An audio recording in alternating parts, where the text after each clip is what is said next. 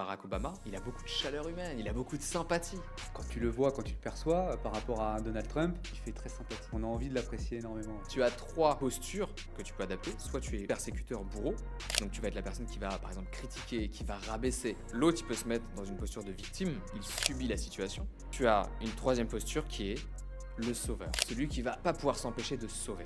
Barack Obama a un autre style qui est beaucoup plus dans la sympathie, la chaleur humaine, l'humour. Il fait preuve aussi d'humour, il fait des blagues, il a une présence, il se montre authentique, il n'a pas peur d'avoir des larmes qui coulent parfois.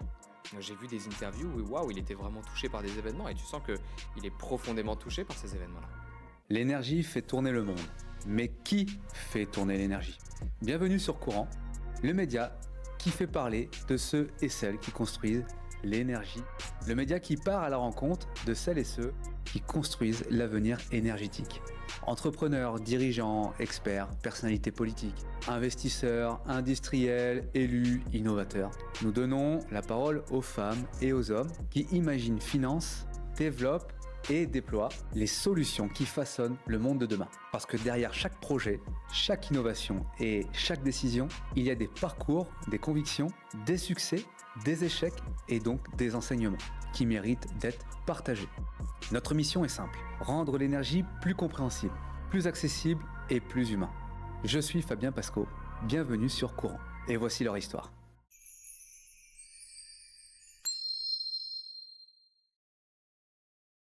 Bienvenue dans mon podcast Courant, où on vient discuter de beaucoup de sujets autour des ENR notamment, donc les énergies renouvelables. Mais aujourd'hui, j'ai un invité spécial. Aujourd'hui, j'ai un invité de taille sur la prise de parole. On sait que c'est un sujet qui est très important, aussi par rapport à nos hommes politiques, savoir comment eux ils communiquent, peut-être savoir même les décrypter. Aujourd'hui, on a reçu Liam, qui est un coach justement de prise de parole, et qui est là pour nous expliquer tous les secrets de ces éléments de communication qu'on retrouve dans les mots. Alors Liam, je vais te laisser te présenter au public et nous dire justement qui tu es, qu'est-ce que tu enseignes. Merci Fabien et merci de m'inviter sur ce podcast. Je suis très heureux qu'on puisse échanger ensemble. Bien sûr, moi j'aime bien dire que ma mission, c'est de libérer les personnes de leur peur pour s'exprimer avec clarté, avec impact, avec confiance. Ouais. Pour te remettre dans le contexte, Ouais. moi il y a environ 10 ans, je parlais en wesh wesh. Alors c'est quoi le wesh wesh? C'est wesh, t'as vu mon gars tranquille, on est là frérot, ça dit quoi? Ouais. Je parlais comme ça. Et évidemment, ça a été... Ça change. Ça change, hein, c'est pas la même chose. Hein. Si je commence à parler comme ça, avec ce ton, là, les gens ils vont se dire c'est bizarre. Même avec le costume. Et vraiment, je parlais comme ça. Et si tu veux, je me suis rendu compte que ça allait me fermer énormément de portes. Ouais. Parce que les professeurs me le disaient. Je ne pouvais pas forcément aller dans les études que je souhaitais. Et je me suis dit, là, il va falloir que je change. Et à partir de ce moment-là, j'ai commencé à travailler sur ma communication. J'ai réalisé à quel point la communication, elle était essentielle dans le monde aujourd'hui, à quel point elle est partout. Et même si tu prends les plus grands problèmes de ce monde, Oui. même des guerres, Ouais. qu'est-ce qui se passe? Ce Ouais. sont des besoins qui sont différents. Ouais. Ce sont une difficulté d'exprimer des besoins. C'est vrai. Donc une guerre apparaît. C'est vrai.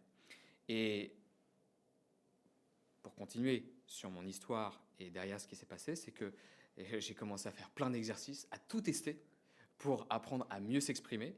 Et je suis même allé dans l'extrême à utiliser des mots parfois même trop soutenus, des mots idoines qui t'apparaître abscons. Alors là, tu vas te dire, qu'est-ce qu'il est en train de raconter C'est ça. celui-là?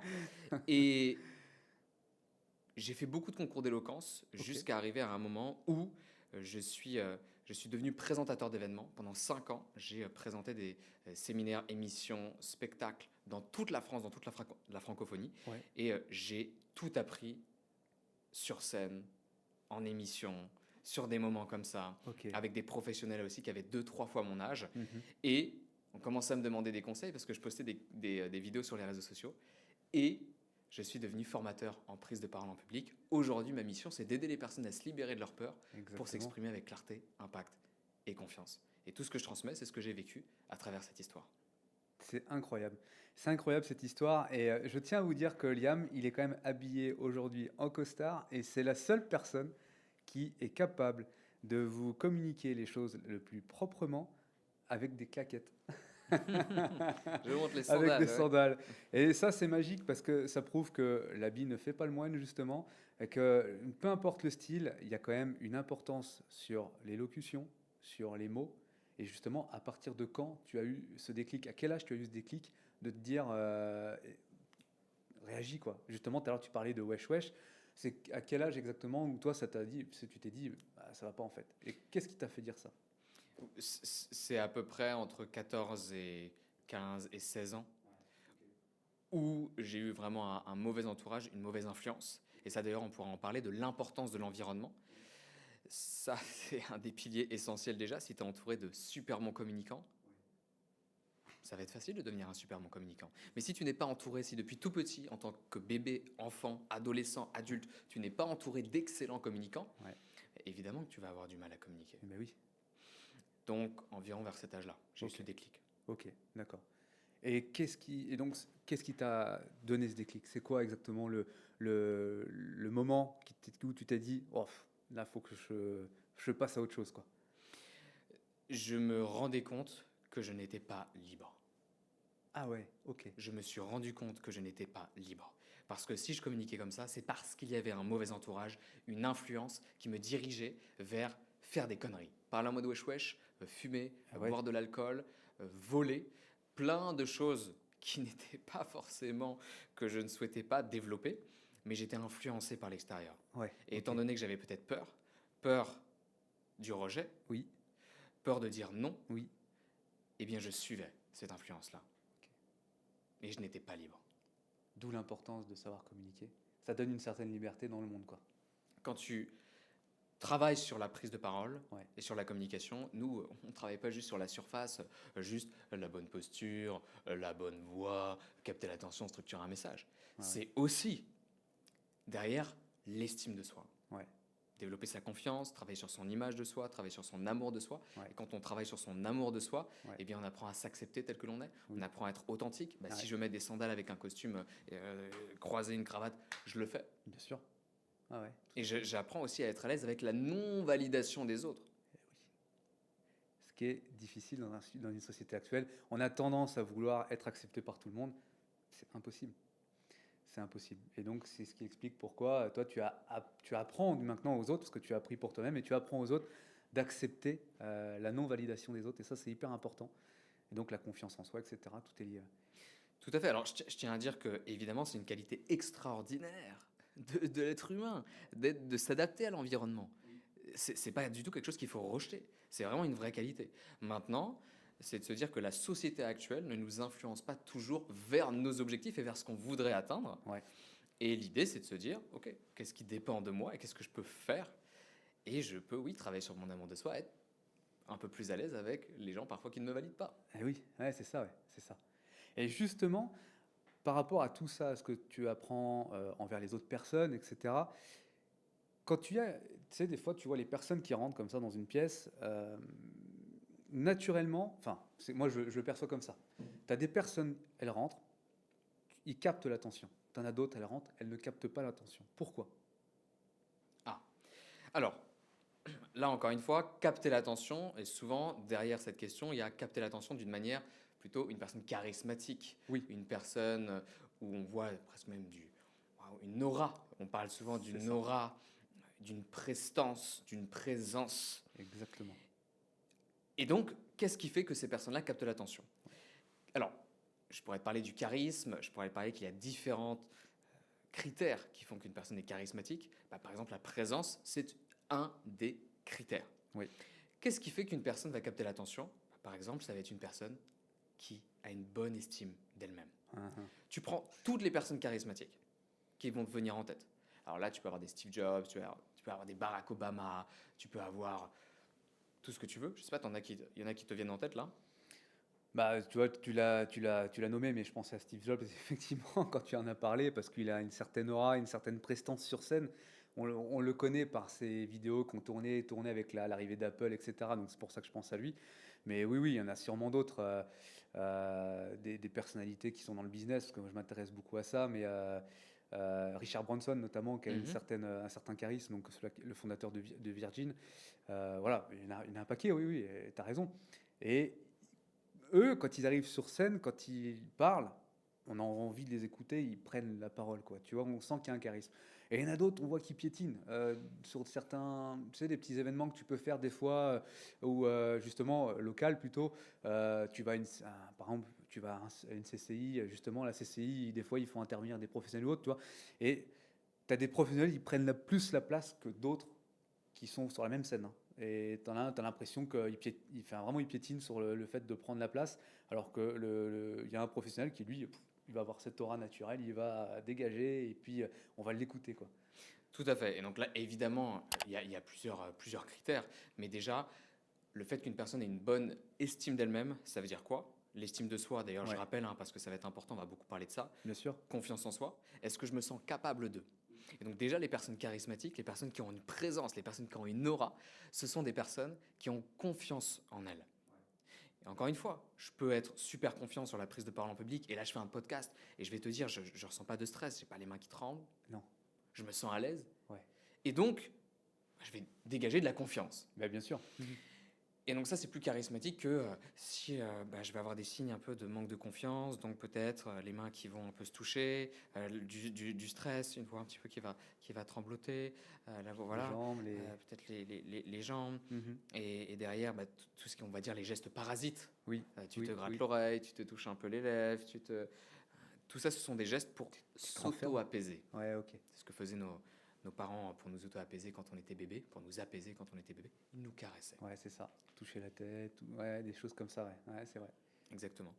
Donc, quand tu travailles sur l'estime de soi, que tu développes la confiance, que tu développes une bonne image de toi, que tu développes aussi l'amour de toi, et donc le fait de t'accepter, le fait d'accepter que tu vas faire des erreurs, le fait, par exemple, de non pas se comparer aux autres, mais de s'inspirer des autres, Oui. et bien derrière, tu vas être OK avec le fait de te montrer tel que tu es, de montrer ton authenticité. Mhm. L'authenticité, c'est un des critères des personnes charismatiques. Le numéro 1, s'accepter. Elles se montrent s'accepter tel que je suis. Ouais, Est-ce que je suis à l'aise avec le fait de m'accepter c'est tel ça. que je suis? Il y a plein de trucs que j'acceptais pas avant. Ma taille, je me trouvais trop petit. Et donc, quand j'étais dans des groupes avec des hommes, je me sentais inférieur. Et j'ai regardé comme ça, oula. Je comprends. Oui, c'est vrai qu'on fait un peu la même taille. Donc, tu vois, je Donc, comprends totalement. il y a plein d'éléments. Moi, Ouais. j'avais au début une voix trop aiguë, j'avais du mal à l'accepter. Ah ouais?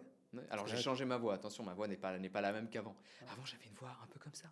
Ah ouais. Bonjour à tous, salut Fabien. Écoute, je suis très content d'être là dans le podcast, et donc je parlais comme ça. T'as appris à parler avec le ventre, finalement, c'est ça qui J'ai appris effectivement à redescendre Ouais. la respiration Ouais. diaphragmatique à 360 degrés, j'appelle ça comme ça, Ouais. pour avoir une voix qui est aussi différente.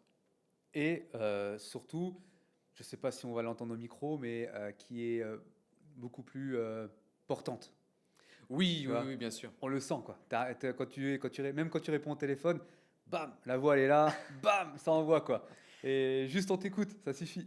C'est ça. Et tu vois, ça me fait même penser à d'autres critères du charisme. Par exemple, le niveau d'énergie.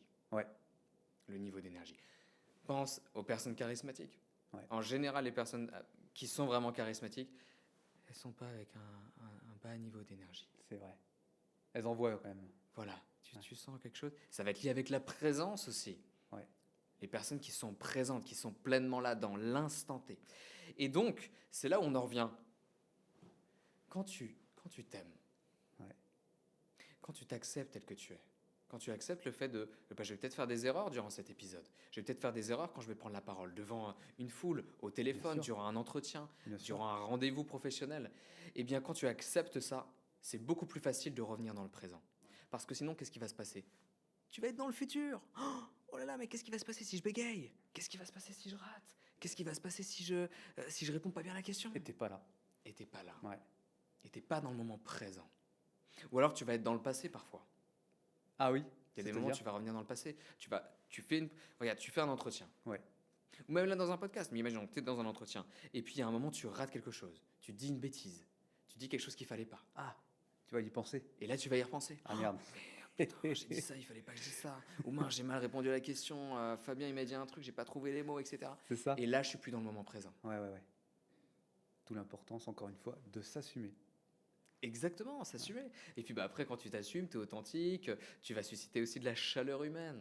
Ouais. Un des critères d'Olivia Fox-Cabane, elle a écrit un livre qui s'appelle le charisme démythifié, Ok. donc où elle parle des 3 critères, ou charisma myth en anglais, Ouais. pour faire un peu l'accent American.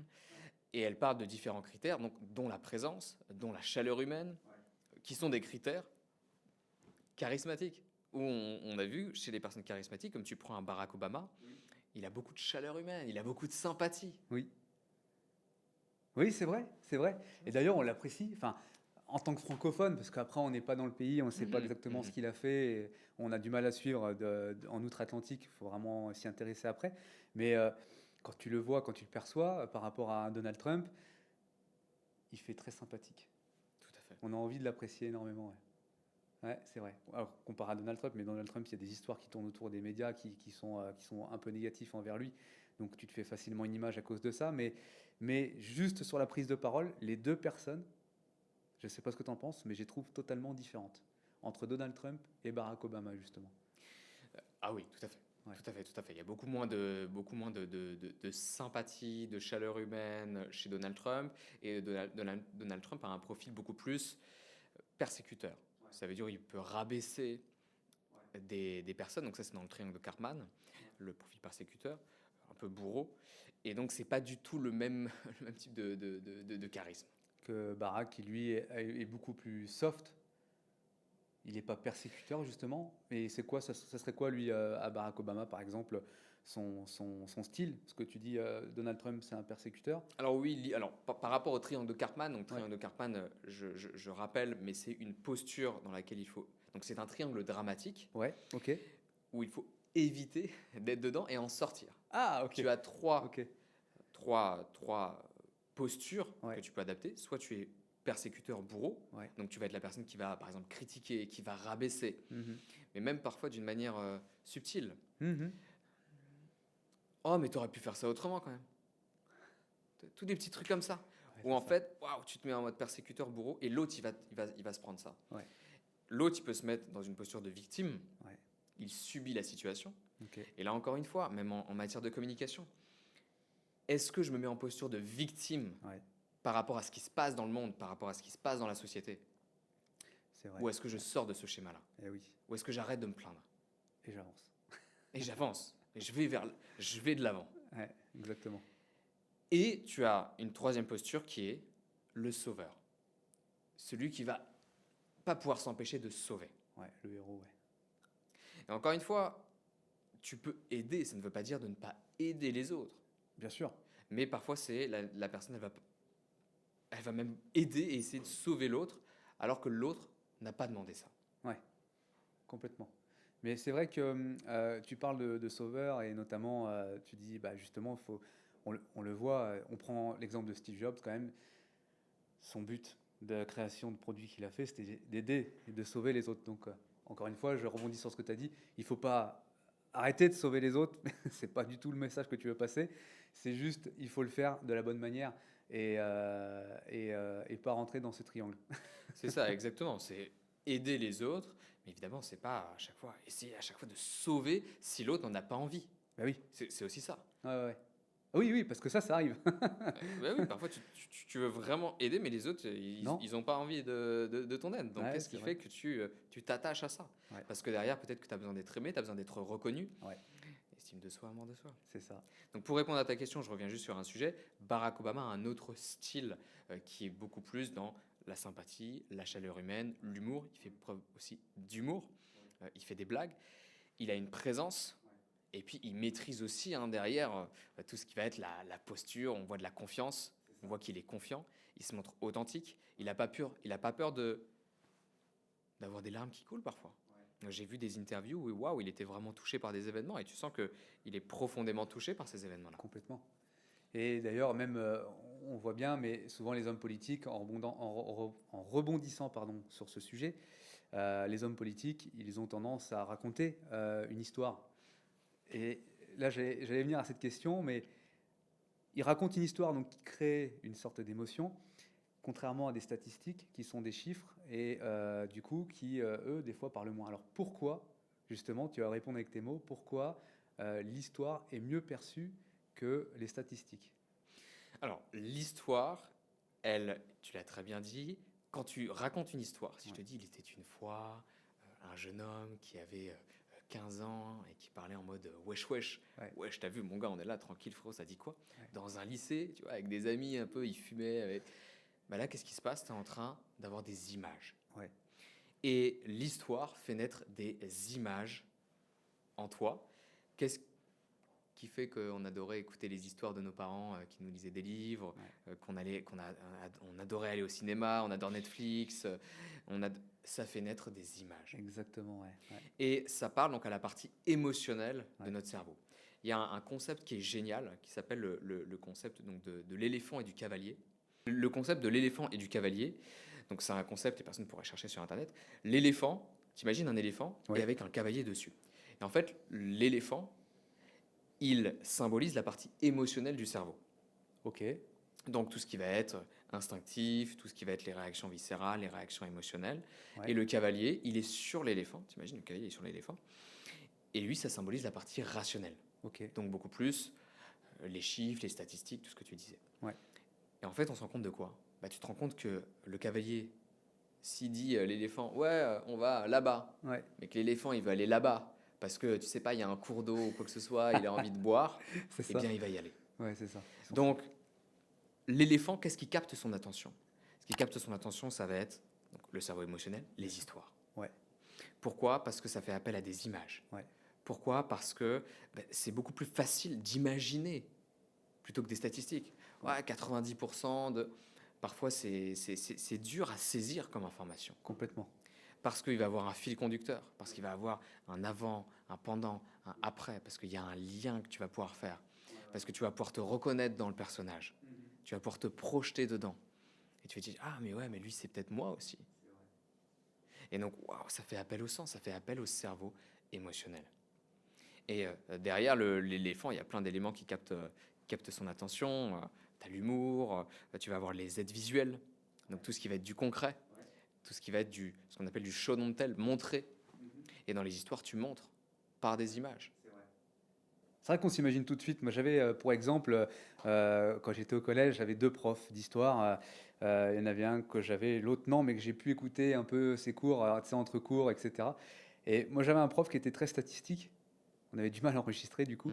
Et lui, c'était un prof qu'un ami avait. C'était un prof qui racontait les histoires. Il avait des super notes en histoire. Et moi, j'étais dans les choux, clairement. Mais tu sais, c'est un excellent exemple et je vais te dire une chose pour toutes les personnes qui nous écoutent, que ce soit des entrepreneurs, que ce soit des commerciaux, que ce soit des personnes qui, en fait, tout simplement communiquent avec des interlocuteurs. Bah oui. Ces personnes-là, quand tu communiques, quand vous communiquez, vous avez envie que les autres retiennent vos informations. Bien sûr. Et lorsque tu racontes une histoire, eh bien, tu fais appel à différents types de canaux, Ouais. canaux visuels, Mhm. alors le canal visuel, le canal auditif, Ouais. parfois peut-être le canal kinesthésique, Mhm. peut-être le canal olfactif, gustatif. Tu vas faire appel à des images, peut-être à des sons. C'est vrai. Tu vas mimer des personnages. Ouais. Comme moi tout à l'heure, j'ai fait « Ouais, je t'ai vu, mon gars, on est là, tranquille, frérot, ça dit quoi ?» Donc là, j'ai utilisé le canal auditif, Ouais. puis visuel. Ouais. Il y a un décalage entre mon costume et ce que je fais. Donc ça marque, ça crée du contraste. C'est ça. Derrière, tu peux faire appel à différents types d'intelligence. Ouais. Les intelligences multiples de Howard Gardner, avec intelligence visio-spatiale, intelligence, comment on dit, intelligence linguistique, Mhm. Bien sûr. intelligence logique, mathématique aussi. Tu as plein de types, intelligence musicale. Donc les histoires font appel à différents canaux, Oui. à différents types d'intelligence, et c'est pour ça que c'est plus facile de retenir l'information sous forme d'histoire. Ouais, ok. Ouais. C'est pour ça que ouais, je comprends maintenant comment les techniques de politiciens, on rebondit un petit peu dessus, mais euh, quand tu les écoutes dans leurs débats ou autres, etc., ils ont souvent une histoire qui tourne autour de ça. Et tout à l'heure, en rigolant, j'ai fait l'exercice dehors avec Maria, justement, et c'était assez rigolo parce que j'ai volontairement fait une réponse de politicien, tu vois. Alors, qu'est-ce que c'est qu'une réponse de politicien, justement? C'est quand la personne elle pose la question et qu'on n'a pas la réponse. C'est comme ça, hein, c'est ma définition, tu me diras la tienne, justement. Eh ben, il tourne autour et il crée une histoire pour essayer de tourner autour sans donner la réponse réellement, finalement. Est-ce que tu connais cette technique? Est-ce que c'est une technique réelle ou c'est quelque chose que j'invente complètement, justement? Ah non, non, non, tu as tout à fait raison. Alors déjà, tu as une première technique qui va être par exemple de répéter la question. J'ai Donc je vu pourrais, ça. à chaque fois, souvent de plus en plus, les gens vont le voir sur les réseaux sociaux, mais donc là, je pourrais te dire, Fabien, tu me demandes quelles sont les techniques des politiciens pour répondre à des questions, par exemple quand ils n'ont pas la réponse. Ça, c'est une excellente question. Je viens de gagner la 15-20 secondes pour réfléchir à ma réponse. Ouais. Donc déjà, ça leur laisse du temps pour réfléchir à ce qu'ils veulent dire. Ouais, parce que répéter, ça ne demande pas une concentration extrême. Quand on répète la question, C'est complètement simple. ouais, voilà. Tu as Donc, juste à répéter les tu mots. peux réfléchir derrière et te dire qu'est-ce que je vais répondre Et plus puis, bah, officiel. évidemment, là, c'est de le faire. Souvent, ces personnes-là vont le faire vraiment dans une posture de confiance. Oui. Fabien, tu me demandes quelles sont les techniques de politiciens pour répondre à des questions quand elles n'ont pas la réponse. Je fais pas. Ou alors, attends, tu me poses la question de. C'est bien ça, hein, c'est ce que tu m'as dit. Ouais, Non, ouais, là, je me mets limite en victime. Posture ouais, d'infériorité. ouais. Donc, non, non, tu n'inventes pas du tout ça. Souvent, les personnes vont soit répéter la question pour gagner Ouais. du temps. Ensuite, ça, c'est un des grands piliers et c'est la base. Elles vont venir sur le terrain qu'elles maîtrisent. Ouais, c'est ça. Elles vont ramener la question sur le terrain qu'elles maîtrisent. Et ça, c'est le plus important. Donc, créer en quelque sorte une histoire qui va aller sur ce terrain, finalement. C'est ça. En fait, Ouais. tu crées un pont. Imagine un pont. Ouais. Et tu vas partir de ta question. Et enfin, le politicien part, en tout cas les personnes qui maîtrisent ça, part de la question. Oui. Et elles reviennent sur leur propre terrain. Elles reviennent tout simplement sur leur propre terrain. Et donc ça veut dire quoi? Ça veut dire, bah, moi je vais parler de ce que je connais. Je vais parler de ce que je maîtrise. Je vais pas te parler de ce que je maîtrise pas. C'est ça. C'est beaucoup plus dur Mhm. de parler de quelque chose que tu maîtrises pas. Pour le cerveau, c'est extrêmement dur de parler avec confiance d'éléments que tu ne maîtrises pas. Bah, bien sûr. Donc Bah, là, bien tu sûr. vois, tu me poses la question, moi je reviens sur mon terrain. Ouais. Je raconte ce que je connais. Et eux, c'est ce qu'ils font. Incroyable. Et d'ailleurs, une question me vient, tu vois, en parlant de politiciens et de... Quand on parle de politique, il y a eu beaucoup de choses qui ont changé dans notre monde, de décisions qui ont été prises, etc. Est-ce que tu as la connaissance d'expressions ou de mots qui ont aujourd'hui changé en quelque sorte le monde? Nous sommes en guerre. Eh oui, nous sommes en guerre, exactement. C'est vrai. Ça, c'est une expression qui a été dite, et qui a été énormément écoutée, répétée. Encore aujourd'hui, on s'en souvient. C'est magique. Comment tu peux expliquer ça? Qu'est-ce qu'il a fait? On connaît la personne qui a fait ça. On peut le citer, Emmanuel Macron. Mais qu'est-ce qu'il a fait pour rendre cette communication si forte aujourd'hui? Alors ça, c'est une sacrée question.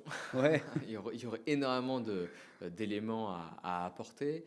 Et d'ailleurs, là, tu as des personnes hein, comme Clément Viktorovitch qui analysent beaucoup la rhétorique ouais, derrière et qui vont même beaucoup plus loin dans l'analyse. Et ces personnes-là ont une analyse très très fine. Donc moi, je ne ouais, pourrais pas te donner une entièreté sur une profondeur sur oui, cette analyse-là. Maintenant, il a posé un cadre ouais, de guerre ouais. et On parle ces de mots, guerre, ça crée l'émotion, la panique, la peur. voilà, exactement. Ouais, Tu as complètement résumé la situation. On parle de guerre, de panique. Et le mot guerre est un mot très très fort. Et en fait, si tu veux, à partir du moment où les gens sont en panique, ouais, tu maîtrises le peuple. c'est ça. Tu maîtrises. Et en fait, c'est très simple. Tu vois, les gens ont commencé à faire des trucs, à acheter des rouleaux de PQ en masse. Il n'y avait plus de PQ, il n'y avait plus de pâtes. Et derrière, tu peux maîtriser un peuple qui est dans la peur. C'est vrai. C'est beaucoup plus difficile de maîtriser un peuple Qu'en qui est confiance. libre, Ouais, qui n'a pas de peur. ouais, C'est pour ça qu'il y a autant de croyances limitantes qui sont installées depuis l'enfance. À l'école, par exemple. Si on t'enseigne à t'aimer, si on t'apprend à être confiant, si on t'apprend à parler avec waouh, une complète liberté, mais derrière, les gens sont libres, aucune maîtrise. aucune maîtrise. Ouais, Et après, les gens ne suivent pas forcément ce que tu dis parce que elles repèrent. Elles repèrent les stratagèmes d'influence et de manipulation. Derrière, tu as Arthur Schopenhauer qui a écrit un livre sur les stratagèmes de manipulation pour toujours avoir raison, l'art d'avoir l'art d'avoir toujours raison. Ouais. Donc lui, il a exprimé tous les stratagèmes dans les débats, etc., qui sont utilisés. Derrière, tu as des... Alors, comment il s'appelle, lui? C'est marrant, parfois, tu vois, j'ai des termes, des noms. Édouard Bernays. Édouard Bernays, qui est considéré comme le père de la manipulation, Ouais. où lui, il a écrit des bouquins où il enseigne exactement quoi faire pour manipuler les gens. Ouais, c'est ça, ouais. Et quand tu les mets dans la peur, c'est beaucoup plus facile de manipuler les gens. Exactement, ouais. C'est beaucoup plus facile après de leur dire, mais il faut écrire une attestation pour sortir de chez soi. Tout le monde l'a fait. Mhm. Et on s'auto-écrivait notre attestation et on s'auto-signait pour sortir. C'était quand même une histoire de dingue, ça. Comme quoi, la communication, elle est quand même très très forte, puisque on pourrait reparler de la communication des années 1940, enfin, tu vois bien là où je veux en venir, mais c'était le même principe quand même. On va pas les comparer tous les deux, mais il y a une situation qui fait que chacun a réussi à communiquer d'une manière, et surtout, ces mots, nous sommes en guerre, a été dit exactement comme tu l'as dit, c'est-à-dire posé, limite impactant, avec une légère inquiétude derrière, et du coup qui a créé l'inquiétude à tout le peuple. Et comme tu dis, encore une fois, la panique, donc c'est l'émotion, a fait qu'il a pu après jouer de tout ça, quoi. Bah oui, parce que derrière, et ça c'est une vraie technique par contre, hein, que d'ailleurs ça a été utilisé en 39-45, ça a utilisé, il l'a utilisé, Ouais. ça a été de montrer un ennemi. Ouais, De montrer un ennemi. On se bat contre ça. c'est ça. En 39-45, ça a été exactement ça. Hein. On Et se ouais. bat contre ça. Mhm. Avec nous C'est sommes vrai. en guerre, on se bat contre ça. On est en guerre. En fait, quand tu es en guerre contre quelque chose. Ben, bien sûr. Et donc, à partir du moment où tu dis voici l'ennemi Mhm. et voici pourquoi cet ennemi il est dangereux, bah, c'est beaucoup plus facile après d'aller réunir des gens Ouais, ouais, ouais, ouais, pour se dire on va se battre contre cet ennemi-là. c'est ça. Et là, tu fais mais tout et n'importe quoi. Ouais. Tu fais tout et n'importe quoi. Et dans le bon comme dans le mauvais. Ben oui, Ouais, c'est ce qui s'est passé en 39-45 d'ailleurs. Ouais. Tout à fait. Ouais, ouais. Tout à fait. Tu vois une mère avec son enfant Ouais. qui se bat parce que peut-être que son enfant, il va être, je sais pas, kidnappé, emporté ou qui est dans un danger de mort, mais elle va tout faire Absolument. pour sauver cet enfant-là. Absolument, ouais. Et là, tu vas déployer toutes les ressources. Ouais. Et ça, ce sont des stratégies qui sont utilisées. Positionner un ennemi, se dire, on doit se battre contre cet Ouais. ennemi-là, Ouais, ouais, ouais. et donc on va faire tout le nécessaire. Et là, tu es prêt à tout. Ouais, c'est une sorte de manipulation, quoi. Tout à C'est fait. ouais, clairement. Ouais. Et alors justement, quelle est la différence entre communiquer, je vais y arriver. Quelle est la différence entre communiquer, influencer, ou bien même convaincre? Alors, communiquer d'une manière, Ouais. c'est je transmets de l'information. Ok. Je transmets de l'information, tu reçois de l'information. Ouais. Et ça peut être de l'information verbale, ça peut être de l'information non verbale. Oui. Oui. Je peux très bien faire. La gestuelle. Et tu le fais très bien. Mais donc, je communique. Quand je danse, je suis en train de communiquer. J'envoie de l'information. C'est vrai. Toi, tu vas recevoir l'information. Tu es récepteur Exactement. de l'information. Influencer, manipuler. Donc, Ouais. influencer, par exemple, si imaginons, on est dans la rue et que je commence à marcher un petit peu plus vite. Tu vois, on marche tous les deux dans la rue et on commence à un petit peu marcher. Je marche un peu plus vite. Ouais. Bah, finalement, je suis en train de t'influencer Ouais. pour marcher un petit peu Ouais. plus vite. Ouais. Mais Donc, ça se trouve, naturellement, d'ailleurs, je suis. Ouais, et puis ça se trouve, je suis même pas conscient. En fait, par exemple, là, après le podcast, moi, je sais pas, je vais manger des fruits. Si je mange des fruits, peut-être que je vais t'influencer à manger des fruits. Je bois un verre d'eau. Ouais. Peut-être que je vais t'influencer à boire un verre d'eau. C'est ça. Le costume, je t'influence d'une certaine manière. Ouais, ouais, ouais, bien sûr. Dans la manipulation, il y a cette idée d'aller Volontairement. agir volontairement Ouais. sur toi, Ouais. quitte parfois au détriment Ouais. de toi. Ok. J'essaie de te manipuler. Ouais. Encore une fois, c'est souvent au détriment d'eux quand on entend un manipulation. Mais ça peut être une manipulation positive. Bien sûr. La maman qui dit ah, tiens, exemple, tu préfères les haricots verts ou tu préfères les petits pois? C'est une forme de manipulation. C'est vrai. Derrière, ah bah aucun des deux. C'est plus dur pour l'enfant de dire aucun des deux. Ah ouais. Je préfère les bonbons. Mais c'est une forme de manipulation. C'est vrai. Donc, souvent la manipulation, c'est une volonté consciente Ouais. d'agir sur l'autre et souvent au détriment de l'autre. Bah oui. Mais ça peut tout à fait être positif. Oui, c'est ça. C'est ça. De te faire agir différemment. Et ça, aujourd'hui, toi qui es quand même expert dans la prise de parole, tu es conscient de tout ça, tu arrives à capter ces moments de manipulation de quelqu'un d'autre? Je dirais même, pour aller plus loin, si c'était à la télé par un homme politique ou même par tout simplement un ami ou un pseudo-ami. Mais ça se trouve même, des fois, il y a des gens qui manipulent sans le savoir. Mais en fait, on manipule tous tout le temps. Ouais. Donc, si tu veux, tu prends beaucoup de recul par rapport à ça parce que tu pourrais être constamment en analyse Ouais. de ce qui se passe. Oui. Ça veut dire que là, finalement, on est en train de on s'influence Oui. ensemble. Ouais, c'est vrai. T'es Ouais. souriant, bah, je vais être souriant, on est auto-souriant, on a envie d'être souriant ensemble. Ouais. Ça va être dur du coup de ne pas être souriant. C'est vrai. Ça va être très dur. Et Complètement. donc, oui, l'idée, c'est plutôt d'essayer de prendre du recul, surtout quand c'est nécessaire. Parce que tu vas dans la rue, les magasins, les restaurants, les entreprises, par la communication, par des couleurs, influence. Moi, j'influence par une couleur, la cravate influence.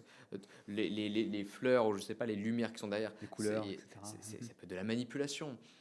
Derrière, tu vas poser des questions, ça peut être de la manipulation. C'est vrai. C'est vrai. On associe des fois des couleurs comme le bleu, on se sent en sécurité. La confiance. Le rouge, c'est quelque chose d'un peu plus impactant, Tu etc. vois, avec Donald Trump, les couleurs qu'ils ont pu choisir, les républicains, les démocrates, Ouais, c'est des couleurs tout à fait différentes. c'est vrai ça. Donc, au quotidien, ça se passe. Et l'idée, c'est, oui, il y a plein de principes, même le langage corporel. Ouais, Tu peux influencer par le langage corporel.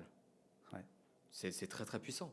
Moi, si je commence à te regarder dans les yeux, mais de cette manière-là, et que je commence à ne pas cligner des yeux, je suis en train d'exercer un pouvoir sur toi. Ça va être beaucoup plus difficile pour toi maintenant de ne pas être avec moi. Ah oui, c'est vrai. Tu es Non, en mais train t'as de raison. m'écouter, tu es en Ouais, train ouais. de te dire, waouh, ce mec, il est confiant peut-être dans cette manière de s'exprimer. Ouais. Parce que c'est très simple. Je suis en train de te regarder dans les yeux, je plisse légèrement les yeux, je limite le clignement des yeux, Ouais. Et du coup, ça capte. et du coup, ça capte ton attention. C'est vrai. Et derrière, je suis en train de t'influencer, de te dire peut-être, waouh, ce mec, il est extrêmement confiant dans ce qu'il dit. Et là, par exemple, je pourrais utiliser des techniques de politicien. Ça veut dire, en fait, je vais utiliser une langue de bois et je vais commencer à te raconter des choses, mais si tu veux, en étant pas forcément concret, je vais être plutôt abstrait. Et je vais te dire, si tu maîtrises ces pouvoirs-là, en fait, tu maîtrises les gens, tu peux les influencer à faire tout et n'importe quoi. L'art de la communication, plus ou moins. Voilà, c'est ça, c'est l'art de la communication aussi. Ça peut être Ouais, dans des directions qui sont différentes. ouais. C'est un sacré pouvoir que tu peux utiliser à bon escient ou d'une mauvaise façon, quoi, pour le coup. Et c'est vrai, tu as raison. On se rend pas compte, je pense, avec les caméras, mais de vivre l'expérience avec Liam, de regarder et d'avoir son regard qui vient sur nous, sur les yeux, on est forcément capté par l'intention et on a envie d'écouter, on est connecté. Et ça, c'est une réelle importance en communication, justement. Ouais. Cette connexion, tu en parlais. Et est-ce que, justement, on peut, dans la vie, être un leader sans prendre la parole? Ça rejoint un peu cet effet justement d'image, etc. Et est-ce que selon toi, on peut devenir un grand leader ou tout simplement un leader, mais sans prendre la parole spécialement? Alors, quand tu dis sans prendre la parole, tu veux dire sans communiquer. Ouais, sans avoir une grande communication. Alors, c'est là où je pourrais te Creuser. poser des questions et creuser sur qu'est-ce que c'est avoir une grande communication.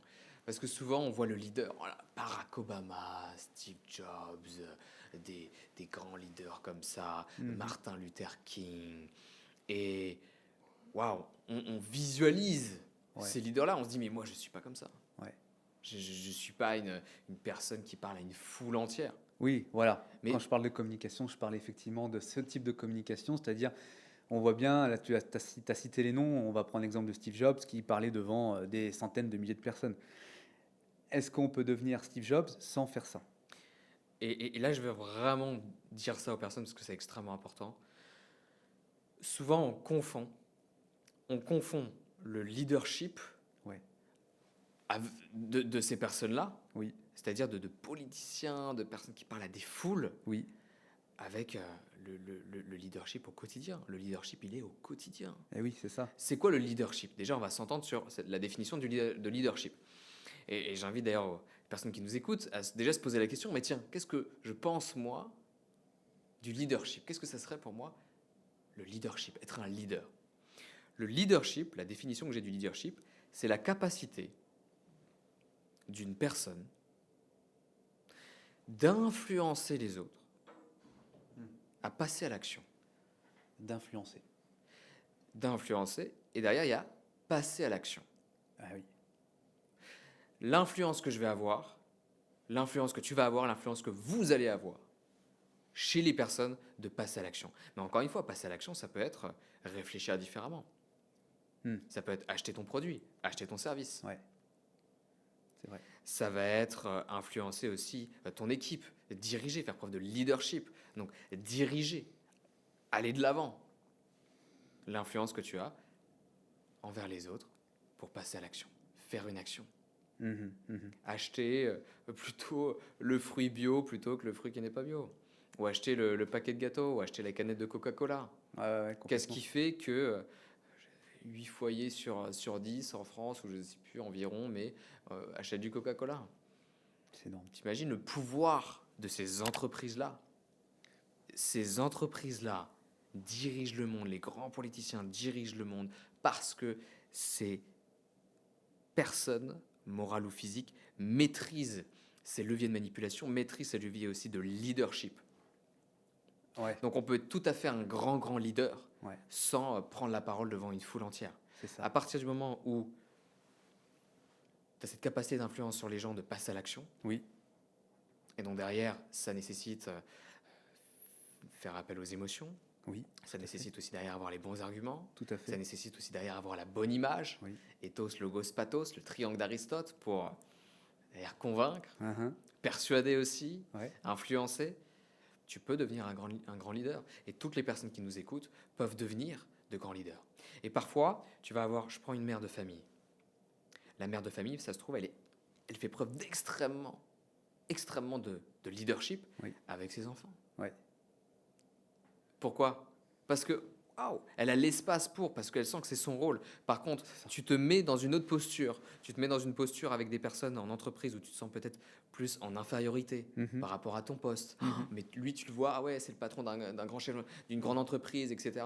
Là, tu te sens inférieur, tu Ouais. te sens en manque de confiance. Et là, tout de suite, tu es paralysé.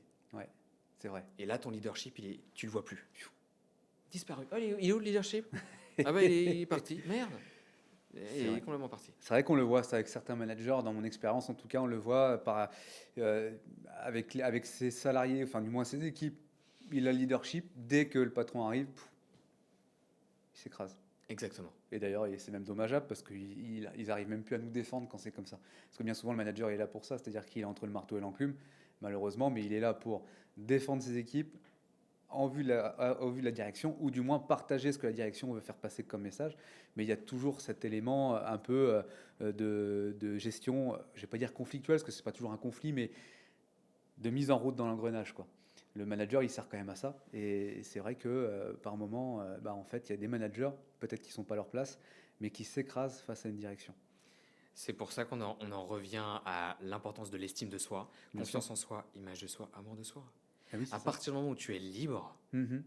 et donc derrière, où tu acceptes tes erreurs, derrière, tu acceptes qu'on a des postes différents dans l'entreprise, Ouais. mais que tu n'es pas inférieur. Ouais. Tu es peut-être inférieur dans la hiérarchie de l'entreprise, mais tu as plein de qualités en tant que manager, même Bien par sûr. rapport au boss, au patron. Donc, quand on s'intéresse à tout ça, et quand on s'intéresse à qu'est-ce qui fait que peut-être cette personne se rabaisse, qu'est-ce qui fait peut-être que les personnes qui nous écoutent à certains moments se mettent dans une posture d'infériorité, ou plus de victime, ou... et c'est là où le leadership peut complètement s'effacer, partir. C'est là où les compétences en communication peuvent complètement s'effacer. Parce que je suis convaincu que toutes les personnes qui nous écoutent en ce moment, dans certains aspects de leur vie, elles sont convaincantes, elles sont percutantes, Bien sûr. elles ont de la présence, Oui. elles ont de l'authenticité, Mhm. elles sont à l'aise. Et on était tous, quand on était petit, quand on était bébé, on était ces bébés où on courait sur la plage tout nu. On s'en tapait le coquillard du regard des autres. T'étais Maintenant- là, ah, on était libre. Maintenant, Et c'est plus après, difficile. Pourquoi? Parce qu'il y a eu tout un tas de croyances. C'est ça. Et moi, c'est ce que je fais d'ailleurs avec mes étudiants, avec mes élèves aussi. On reprogramme les croyances. Parce Ouais. que si tu travailles, je peux donner tout, toucher le micro, je peux donner toutes les techniques de structure pour capter l'attention, pour convaincre, de la posture, etc., l'ancrage, tout ce que tu veux, le sourire, l'ouverture, machin. Ouais. Si derrière, tu as toujours les mêmes croyances, si derrière, ton identité Mhm. n'est pas à l'image de la nouvelle personne que tu veux devenir, Ouais. ça ne va pas fonctionner. Ouais, ça bloque. Ça va bloquer. Mm. Donc, travailler sur les croyances en profondeur, c'est essentiel. Ouais, comme quoi, ouais, c'est vrai qu'on n'y pense pas, ça. On vit la vie de tous les jours, on avance. Et puis, tu as raison, mais les croyances de ce que tu as vécu, de tes expériences, des peurs, peut-être même à supprimer, des choses que tu gardes sur le dos depuis longtemps. Et ouais, ça. Il y a toujours une peur derrière. Ouais, c'est Il ça. y a toujours une peur. Est-ce que j'ai peur du rejet? Ouais, Est-ce que j'ai peur de l'abandon? Derrière, il y a les fameuses blessures de l'âme, ouais, l'injustice. Ouais. Et donc, c'est très simple. Imaginons, je porte ce costume-là. ouais, Mais et donc, je veux montrer une image d'une personne qui est sérieuse, qui est confiante, etc. Mais que derrière, j'ai la croyance de je vais pas y arriver, de c'est pas authentique, de qu'est-ce que vont penser les gens du costume, peut-être même avec les sandales, etc. machin. Mais je vais être peut-être avec un balai dans les fesses, j'ai envie de te dire. ouais, Peut-être que je vais être complètement crispé, peut-être que je vais pas être moi-même, peut-être que je vais pas pouvoir communiquer comme je le veux. bien sûr. Donc, si je ne change pas mes croyances, Ouais. si vous ne changez pas vos croyances, si vous ne transformez pas vos croyances, si vous ne prenez pas le temps de vous dire qu'est-ce que je dois abandonner Oui, aujourd'hui oui, et développer de nouveau pour peut-être avoir plus de clients, ouais, pour peut-être avoir une nouvelle place dans l'entreprise, bien sûr. peut-être pour aller de l'avant, Oui, peut-être pour avoir même la femme, l'homme qui me plaît ou tout ce que tu veux, attirer tous les objectifs à toi. exactement. Ouais, ouais, Si ça n'est pas cohérent, congruent, ça ne viendra pas à toi. Parce que tu vas émettre une vibration qui va être différente. et oui, Et l'univers va réagir à ces vibrations, à cette énergie. Là, on peut partir dans la spiritualité un petit peu. Et moi, j'aime beaucoup parler de ça. Mais si c'est pas aligné, tu ne vas pas attirer à toi ces objectifs-là. c'est ça. C'est vrai que ça, c'est un sujet. Enfin, moi aussi, je m'y intéresse. Alors, je ne sais pas si c'est parce que je m'y intéresse, mais on en parle de plus souvent encore aujourd'hui, de tout ce qui est vibration. Et ça, tu as totalement raison. Et justement, les hommes politiques, ils ont des coachs pour ça. Complètement. Ouais, c'est obligé. Ouais, vas-y, tu voulais peut-être rajouter quelque chose? Non, non, justement, c'était la question que je voulais te poser parce que c'est vrai qu'on se rend compte qu'il y a quand même une communication qui est très forte chez eux, très, très posée, ou peut-être même presque calculée. Et je me dis, mais en fait, tous les jours, nous, on devrait le faire. Moi, par exemple, dans mon métier auparavant, donc commercial, il y a un gros besoin de communication, de faire passer le message aux clients, du coup, ou du moins aux prospects et peut-être futurs clients. Et c'est vrai que quand on regarde comment eux, ils sont dans leur posture, alors je dis pas qu'il faut être un homme politique tous les jours, mais du moins, toi, tu me certifies qu'effectivement, ils ont un coach qui leur permette justement de bien communiquer et de bien répondre face aux objections, face aux conflits, parce que eux, ils sont sans arrêt liés à ça, qu'ils sortent dans la rue ou qu'ils soient télévisés d'ailleurs. Le problème que la majorité des gens ont, Ouais. qui font qu'elles ne communiquent pas comme elles souhaiteraient communiquer, qui font qu'elles ne sont peut-être pas écoutées, qui font qu'elles ne sont peut-être pas respectées, qui font qu'elles ont peut-être ce syndrome de l'imposteur, de je ne suis pas légitime, etc. Ça arrive très souvent, ça. Ouais. Ah mais très très très souvent, c'est quoi? C'est parce que je n'ai pas eu de retour sur ma manière de communiquer. Quand tu n'as pas de retour sur ta manière de communiquer, bah, tu fais toujours la même chose. C'est ce qu'on appelle, et c'est la différence entre la pratique naïve et la pratique délibérée. Si je fais un sport ou je fais de la musique, tu fais de la musique ou pas, Fabien? Ouais, complètement. Tu fais quoi comme musique? Piano, guitare. Ah, tu fais piano, guitare. Bah, Ouais. imaginons, tu joues toujours le même morceau de guitare. Ouais. Toujours le même. Mais tu vas pas progresser. Non, clairement. Tu fais toujours la même chose. Dans l'entreprise, peut-être que les personnes qui nous écoutent, peut-être qu'elles font toujours la même chose. Peut-être qu'elles ont toujours les mêmes process. Peut-être qu'elles ont toujours les mêmes manières de préparer leur entretien, de donner leur prise de parole en public. Donc évidemment, tu vas avoir les mêmes résultats. Ouais. C'est la fameuse phrase, si tu fais toujours les mêmes actions, comment veux-tu t'attendre à des résultats différents? C'est ce qu'on appelle la folie. C'est ça. C'est ce que disait Albert Einstein. Donc oui, ces personnes-là ont des coachs en communication. Pourquoi? Parce que moi, je répète tout le temps ça à mes élèves. Si tu veux transformer ta manière de communiquer, l'idée, c'est d'avoir un retour de comment tu communiques. Ouais. Si tu n'as pas de retour de comment tu communiques, comment tu vas pouvoir savoir quoi améliorer? Exactement. Et c'est pour ça qu'il y a des coachs en communication, il y a des personnes qui sont là pour te dire, bah tiens, là, ta structure, tu peux peut-être l'améliorer. Tiens, là, il y a la voix qui s'exprime comme ça veut peut-être dire ça. Ça veut peut-être dire qu'il faut retravailler la respiration. Ça veut peut-être dire que tu as peut-être du mal à prendre ta place, Ouais. qui fait que tu as peut-être une voix un petit peu, un volume bas. Ouais. Parce que j'ai travaillé avec une élève dernièrement là-dessus. Elle parlait un petit peu tout bas et parfois elle avait un peu un accent. Donc, j'ai beau lui dire toutes les techniques de respiration, etc. Si on ne transforme pas derrière la croyance, une nouvelle croyance de c'est ok de montrer ma vulnérabilité, une nouvelle croyance pour oser prendre sa place, elle ne va jamais oser prendre sa place, elle ne va jamais augmenter le volume. Ouais, c'est vrai ça. Donc les politiciens, ces hommes-là et ces femmes-là ont des coachs en communication. Et en tout cas, pour la plupart, oui. Parfois, ça se voit rapidement si ils n'ont pas forcément les meilleurs coachs en communication. Tu m'étonnes. Et d'ailleurs, parce que une question vient comme ça, mais combien de temps est-ce que tu sais combien de temps ils prennent à s'entraîner à ça, les hommes politiques? Est-ce qu'il y a de l'information là-dessus ou pas du tout? Alors, tout dépend du projet, tout dépend du délai, Ouais, tout dépend de l'enjeu, tout dépend si de la personne. tu es sur un politicien, mais vraiment présidentiel, tout dépend si tu es plutôt sur l'aspect devenir maire de ta ville, tout dépend si tu travailles sur d'autres sphères. Donc, maintenant, encore une fois, tu peux travailler, moi, comme ce que je dis à mes élèves, tu peux travailler 6 heures par semaine, Oui, comme tu peux travailler 20 minutes par jour, oui, oui, complètement, ouais. comme tu peux travailler 5 minutes par jour.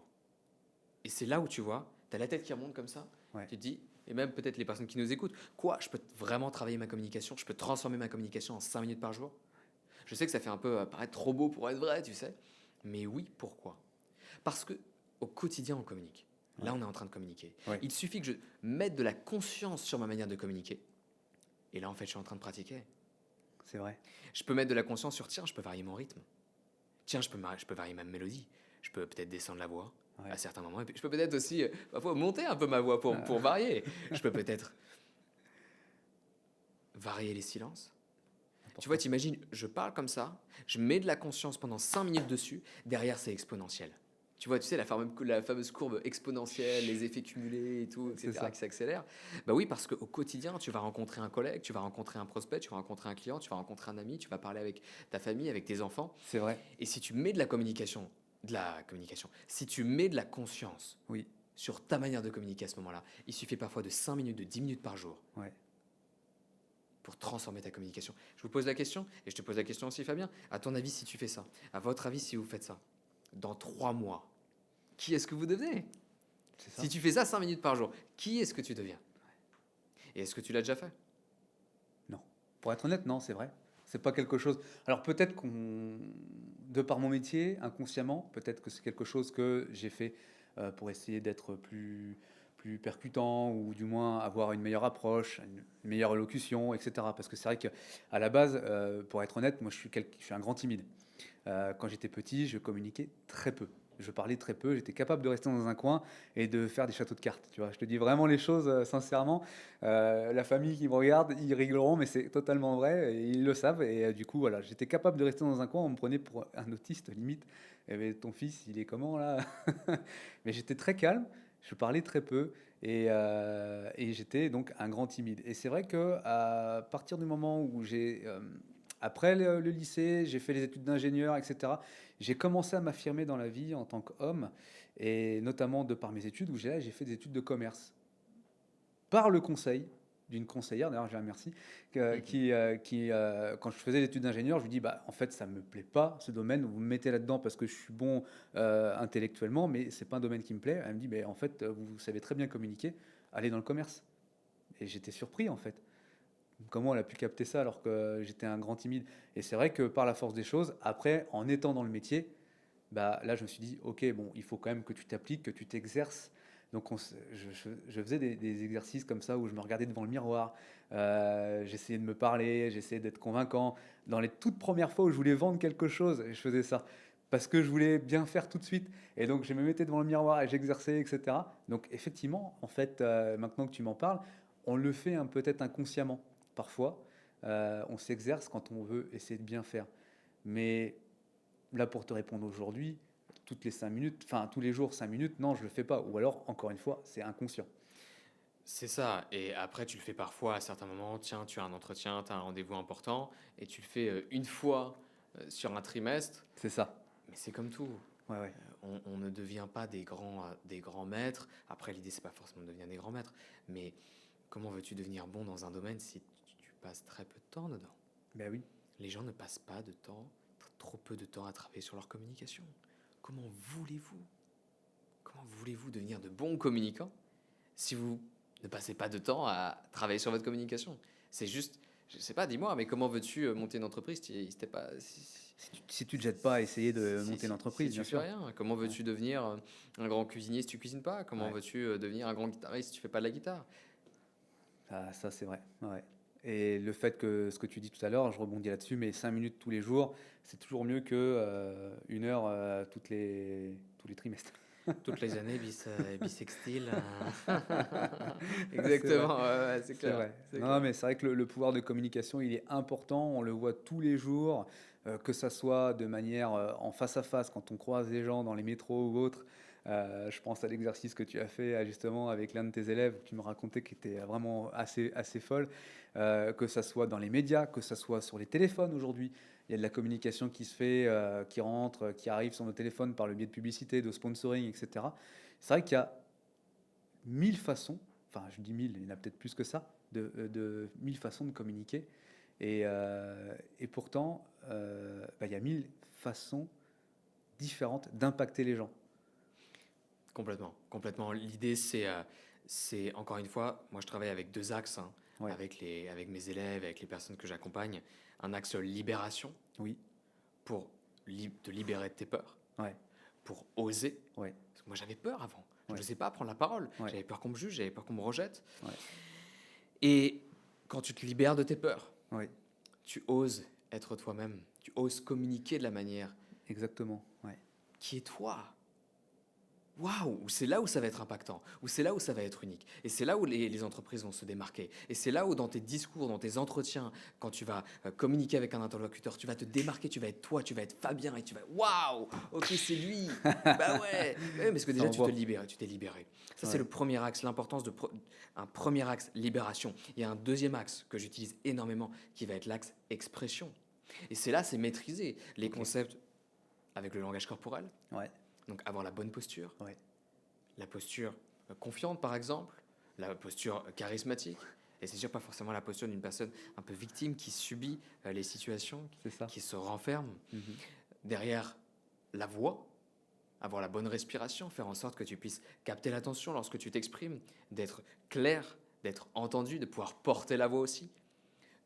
J'ai trop de personnes qui me disent, mais ma voix ne porte pas, on ne m'entend pas. Ouais. Ou je sens que ça n'a pas d'impact, je sens qu'on ne m'écoute pas, je sens que Et oui, ouais, ouais, ouais, mes ouais. messages ne sont pas retenus. C'est vrai.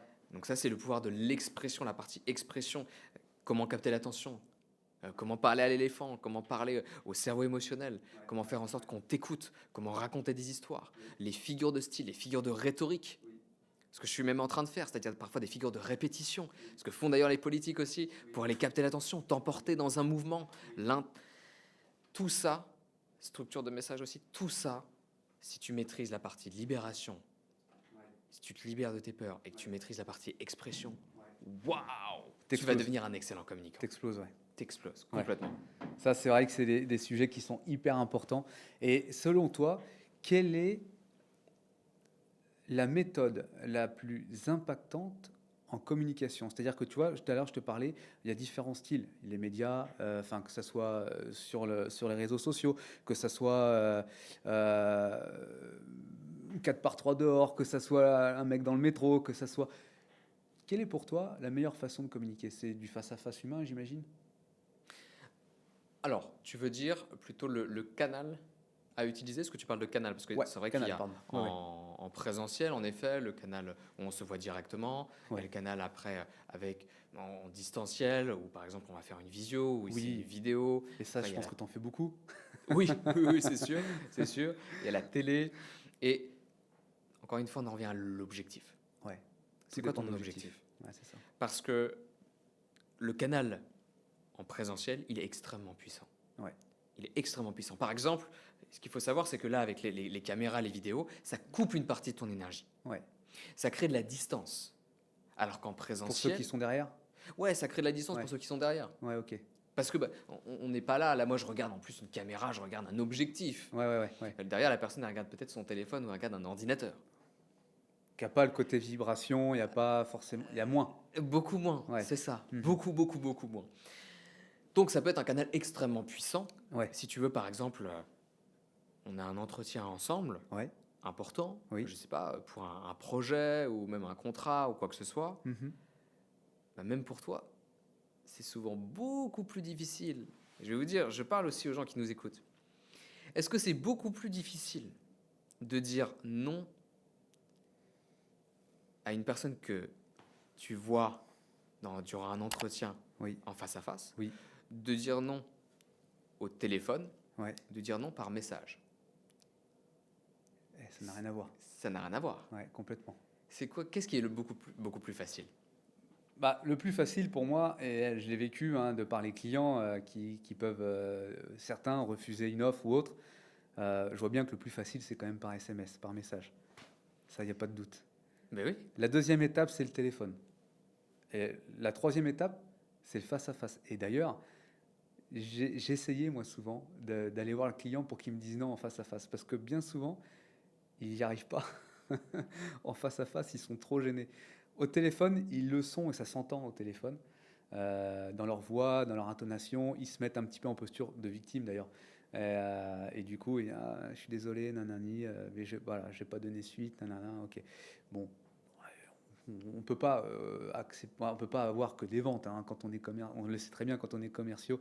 Des commerciaux, il y a beaucoup de refus derrière. C'est tout à fait logique. Mais le plus facile, c'est quand même le SMS. C'est vrai. Tout à fait. Pourquoi c'est le SMS? Parce qu'il y a beaucoup plus de distance. Ouais. Et derrière, c'est pareil, l'appel, il y a plus de distance par rapport au présentiel. Ouais. Le présentiel, il y a tellement plus d'éléments qui vont influencer Oui. les prises de décision que ça va Oui. être beaucoup plus dur. Oui. Pourquoi? Parce qu'en fait, le cerveau, quand il est par SMS ou téléphone, en général, bah, la personne, elle est dans sa zone de confort, beaucoup plus. Oui. Donc, bah, c'est plus facile. Elle est dans un environnement qu'elle connaît. C'est Mais ça. tu la mets dans un autre environnement. Waouh, là c'est différent. Et là c'est beaucoup plus difficile de refuser parfois des propositions. Mais bien sûr. C'est pour ça que bah, souvent les gens vont te faire tester des produits. Et ah bah, tiens, on va te faire tester le produit. Viens, tac. Une fois que tu as testé le produit, waouh, ça y est, influence. Ouais. Bon, après il y a la réciprocité, etc. Mais il y a le biais aussi d'engagement et de cohérence derrière. Donc, une fois qu'une personne, t'imagine, elle vient sur un lieu, Ouais. c'est quoi? Elle achète pas son produit, ça veut dire après elle rentre chez elle. Bon, bah, ça veut dire que c'est un peu comme si elle avait perdu du temps parfois. Ouais, c'est vrai. Ouais, c'est Alors vrai. que quand tu es chez toi, moi, c'est plus facile de refuser. Complètement. Et je vais te dire une chose, c'est que la majorité des gens, qu'est-ce qui fait que la majorité des gens, en fait, c'est plus dur pour eux de refuser en présentiel? C'est parce que c'est extrêmement dur. La majorité des gens n'ont pas la meilleure estime d'elles-mêmes. Donc, dire non, savoir dire non, Ouais. savoir poser ses limites, c'est très dur. C'est vrai. C'est quoi les facteurs de... Comment est-ce que je sais, et je vais poser une question aux personnes qui nous écoutent, comment est-ce que vous savez si vous vous aimez ou pas? Différents critères. Est-ce que l'acceptation? Est-ce que je m'accepte tel que je suis? Prendre soin de moi, poser ses limites. Et dans poser ses limites, il y a savoir dire non. C'est ça. Et la majorité des gens ont du mal à poser ses limites, ont du mal à poser leurs limites. À la fois, tu as posé tes limites avec les autres, et à la fois, tu as posé tes limites avec toi-même. Ouais. Complètement. Et souvent, dire non aux autres, c'est très dur. Non, je ne vais pas venir à ce rendez-vous.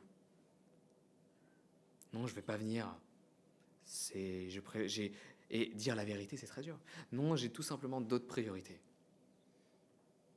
C'est extrêmement dur de dire ça C'est vrai. pour plein de gens. Mhm. C'est vrai. Beaucoup, d'ailleurs, n'arrivent pas à le dire. Ça, j'ai vu de par mon métier encore une fois, mais tu as complètement raison là-dessus. Et le non, dans tout domaine, il est pas facile. Moi, je sais que je, je, je forme aussi des commerciaux, justement, sur leur interaction avec la personne en face, etc. Donc, le prospect qui souhaite transformer en client. Et je leur mets face à ça. Je dis, mais est-ce que tu sais dire non à ton client ou à ton prospect? Parce que c'est là qu'est toute la valeur du commercial. C'est-à-dire que si tu apprends à dire non, bah, tu es sincère en fait. Parce que si tu dis oui à tout, bah, tu es un charlatan, clairement. Et le client, il veut ça. Oui, oui, oui, c'est possible, monsieur machin. Oui, oui, c'est possible, c'est possible. Non, impose tes limites. Et là, tu vas donner de la confiance. Ça change tout.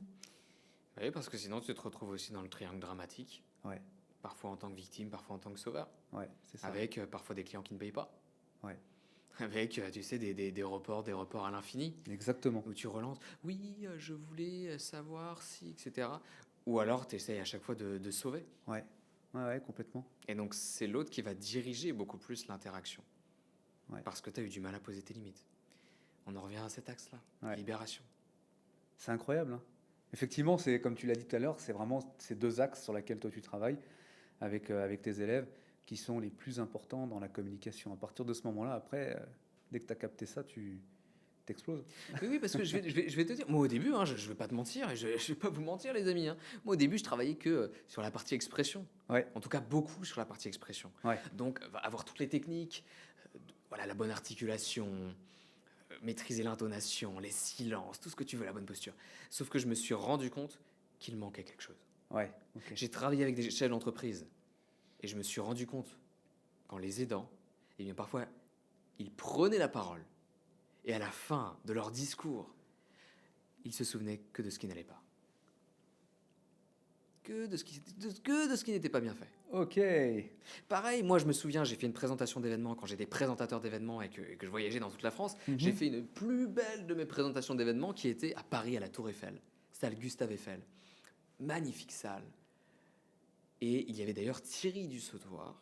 Donc Thierry Dussautoir, c'est un ancien rugbyman, champion du monde français, et je devais l'accueillir. Ouais, Et je devais l'accueillir, c'était une surprise pour le public. T'imagines, ah Thierry Dussautoir, ouais, ok. etc. Waouh, c'était quelque chose, personne ne le savait. Et Il était caché, etc. une responsabilité pour toi, parce que tu te dis, il faut que j'arrive à faire l'accueil. Exactement. Ouais, Arriver à faire l'accueil, arriver à faire en sorte que, waouh, monter aussi cette surprise. Et il s'avère que j'appelle Thierry Dussautoir et j'oublie de faire passer la musique. Je devais appuyer sur un bouton pour faire passer la musique motivante, plein ah, d'énergie, sur ouah, l'entrée de Thierry Dussautoir. ok. Je l'appelle, pas de musique. Ah, j'ai oublié de mettre la musique.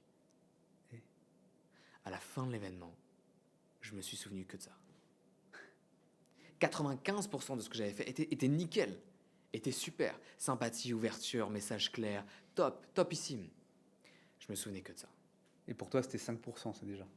C'était quoi? C'était même peut-être 1% Ouais, peut-être ouais, finalement, ouais, ouais. j'ai envie de te dire. Putain. Et je me suis souvenu que de ça. Combien d'informations, d'événements, les amis, au quotidien, vous portez votre attention sur ce qui a été mal fait. Ouais. Vous portez votre attention sur ah oui mais ça c'est pas bien, ah oui mais ça je l'ai mal dit, ah oui mais ça ouais non mais ça part d'une bonne intention, d'une intention de s'améliorer, d'une intention de progresser et Bien c'est sûr. super, c'est génial bien entendu. Il faut pas se focus non plus dessus, quoi. Et en même temps, quand est-ce qu'on se félicite? Quand est-ce qu'on se dit bravo? C'est ça.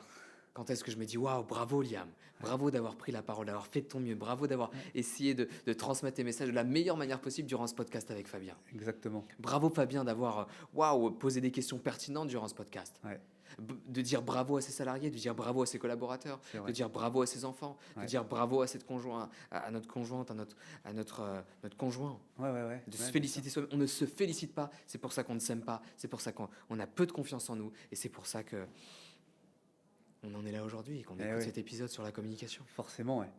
Ouais, forcément, et tu as raison. Et c'est pour ça, d'où son importance de suivre Liam d'ailleurs. Soit dit en passant, il y aura son lien justement sur la vidéo et vous pourrez regarder ça. Mais d'où l'importance de bien communiquer. Et selon toi, justement, Liam, quelle est la personnalité qui t'a le plus influencé? On peut dire ça comme ça? Ou aujourd'hui qui te marque en tout cas? Et que tu pourrais même te dire, je me suis inspiré de, parce qu'on s'inspire forcément de quelque chose. On ne peut pas être dans le vide à dire on est sur une page blanche. Moi, je sais que j'étais producteur de musique et je m'inspirais forcément des sons à gauche, à droite, etc. Est-ce que toi, tu as quelqu'un justement en particulier qui te marque, sur laquelle tu t'es inspiré ou tu t'inspires aujourd'hui? Est-ce que même peut-être ça a changé d'ailleurs? Dis-nous tout. Tout à fait. Je me suis énormément. Ce qu'il faut savoir, c'est que j'ai grandi peu avec mon père. D'accord. Ça veut dire quoi? Peu avec cette figure paternelle. Hmm. Peu avec ce yang, cette énergie masculine aussi. Mhm. Je l'ai vu au début sur mes premières années, mais mes parents se sont séparés quand j'avais à peu près 7-8 ans, quelque chose comme ça. Et donc après, j'étais beaucoup avec ma mère. Ouais. Où je voyais mon père une fois tous les 2 jours. Non, non, non. Une fois, une fois tous les 2 dimanches. Donc je voyais 2 jours par mois, une après-midi. Ah oui, Donc c'est 2 jours court. par mois. Ouais. Donc c'est très peu. Ouais. Très, Oui, très c'est peu. vrai que c'est très très peu ça. Donc je voyais très peu cette figure masculine, cette Bien sûr. figure paternelle. Oui. Et j'étais beaucoup plus avec ma mère, Oui. qui manquait d'estime d'elle-même, Ouais. et parce qu'elle a grandi aussi sans père. Ok. Donc, waouh, ça a été très très dur de développer ce leadership, Mhm. de développer cet amour envers moi-même, Mhm. parce que quand tu n'as pas de père ou quand tu grandis sans père, tu grandis sans repère. Eh oui. Ouais, c'est vrai. Et donc, peut-être de se féliciter, c'est pas naturel. C'est Peut-être vrai. de s'encourager, c'est pas naturel. Et donc, moi, je me suis beaucoup inspiré de mon père, quand j'ai pu le voir, quand j'ai pu passer un peu du temps avec lui, C'est beau un ça. minimum. Ouais. Ouais. Parce que c'est un bon communicant, surtout sur les communications interpersonnelles. Ok. Il fait preuve de sympathie, il Ouais. fait preuve d'humour, Ouais. il est à l'écoute. Génial. Et donc, je me suis beaucoup inspiré de lui. Ouais. Et sur même plein de blagues. Waouh, il avait cette capacité de transformer un événement et de voir le positif dans ça. C'est génial Waouh, ça. mais en fait, si je rate, bah tiens, si j'ai oublié de passer la musique, c'est parfait. La prochaine fois, je penserai à le faire. C'est génial, ça me renvoie au fait que je me souviens que de ce que je n'ai pas fait. Donc, qu'est-ce que je peux travailler sur moi Ouais. par rapport à ça? Complètement. Et donc, déjà, il voyait le positif. Donc, excellent communicant aussi sur les blagues. Il adore les humoristes, donc il me faisait écouter plein de sketchs. Et moi, je me suis rendu compte à quel point ça m'aidait au quotidien. Bien sûr. Pour faire des blagues, voilà, ne pas me prendre au sérieux, mettre des sandales, si je veux mettre des sandales avec un super costume trop croisé avec une cravate. Et donc, ouais, il m'a enseigné ça, Ouais. à ne pas me prendre au sérieux, à maîtriser aussi les concepts de créer du lien avec les autres. Complètement. Derrière, c'est les principes de comment se faire des amis. C'est vrai. De Dale Carnegie, il maîtrise super bien ces concepts-là. Ouais, c'est vrai. Les prénoms, s'intéresser à l'autre, il est super fort là-dessus. Maintenant, je devais chercher aussi une autre figure. Pourquoi? Parce que il y avait des figures aussi limitantes Mhm. chez mon père Mhm. et que moi je voulais aller chercher. Par exemple, la partie beaucoup plus expression, la partie beaucoup plus waouh, s'exprimer, mais envers les autres, devenir un bon orateur et maîtriser l'art oratoire aussi. Ouais. Et donc là, je suis allé chercher d'autres personnes. Il y a n'importe quoi, il y a une personne ou un personnage qui me vient en tête aujourd'hui, qui m'a beaucoup inspiré, qui m'inspire toujours. C'est notre cher ami Tony Robbins. Tony Exact. Robbins, qui Il est incroyable. il est incroyable. Mm. Il est incroyable. Il a une présence, il a une posture, il a une voix, il a une capacité aussi à aller transformer les autres. Il a une capacité aussi à, waouh, tout de suite aller voir chez l'autre le point le plus important à aller travailler. Ouais. Il a une capacité à emporter des foules vers des idées, vers des projets. Ouais. C'est phénoménal. C'est phénoménal, ce personnage qu'est Tony Robbins. Et donc, il m'inspire beaucoup. Je me suis beaucoup inspiré de lui. Évidemment, c'est à l'américaine, hein, donc je sais, c'est un peu le show parfois à l'américaine. Ah, les Américains, etc., machin truc. Donc, j'ai bien conscience de ça, mais je m'en inspire beaucoup. Ouais, mais c'est vrai qu'il a une énergie qui dégage naturelle. Moi, j'ai pu voir quelques vidéos et figure-toi que j'ai connu il n'y a pas si longtemps que ça, Mmh. avec le film avec Pierre Ninet. qu'il a fait, Pierre Ninet, j'ai plus le titre du film, mais en gros, ça parle de personnes qui montent sa boîte, qui se mettent dans des états d'esprit, qui prennent les bains froids, etc. Tu vois, qui ont tout un rituel Ouais. un peu poussé. Ils ont fait Les exprès. gourous. Ah, voilà, exactement. Et lui, il était dans. Donc, Pierre Ninet, c'était le coach français, prise de parole à la Tony, justement, mais en France. Donc, c'était le numéro un. Et il avait en tête et pour objectif d'être comme Tony, justement. Il s'appelle pas Tony dans le film, hein, mais du coup, on voit la personne et après, on a capté qui c'était et finalement que c'est son métier et qu'il a accepté de faire le film. D'ailleurs, c'est assez fou. Mais c'est incroyable. Après, j'ai regardé les vidéos de lui, justement. C'est incroyable l'énergie qu'il met dans une salle et comment il transporte les gens. Il va voir une personne, comment tous les gens sont autour de cette personne et tout, puis qu'il les transforme vraiment sur place. C'est fou. Et tout ça, c'est dans la communication. Tout ça, c'est dans la communication. Mais lui, il a pas été. Il a tout le temps fait ça de sa vie, non? Tu sais ça? Je connais Ah, pas son lui, oui, parcours. non, non, lui, il a commencé à faire des conférences, il avait déjà 20 ans. C'est sûr que c'était Ok. très, très jeune. Très, très jeune. Il a commencé très, très jeune, mais en même temps, il s'est formé aussi. Je me suis intéressé aussi à son parcours. Il a des coachs en communication et des coachs même, des coachs assez avancés, coachs vocaux, un Ouais. coach vocal. Ouais. Mais donc, il a travaillé bien sûr sur sa communication. Ouais. Tout à Ah, fait. c'est énorme. Et tu as des techniques comme ça, justement, que tu pourrais donner. C'est toujours rigolo d'avoir des techniques. Par exemple, lui, il doit en avoir, toi, tu dois en avoir avant de monter sur scène, par exemple. Mais sans parler de monter sur scène, parce que la plupart des gens qui nous écoutent ne vont pas monter sur scène. Une technique, peut-être, pour. Alors, je vais être un peu plus précis. Mais pour être plus à l'aise, quand tu veux prendre la parole, que ça soit, peu importe la personne, que ce soit un entrepreneur, tu vois, qui va parler devant ses salariés, ou que ce soit même un commercial, parce que souvent ceux qui vont nous regarder, ça va être ces personnes-là, qui vont eux préparer peut-être l'échange avec le client, tu vois. Est-ce que justement il y a des méthodes ou bien une technique tout simplement qui permettrait de peut-être de se détendre ou d'être plus connecté à l'instant présent?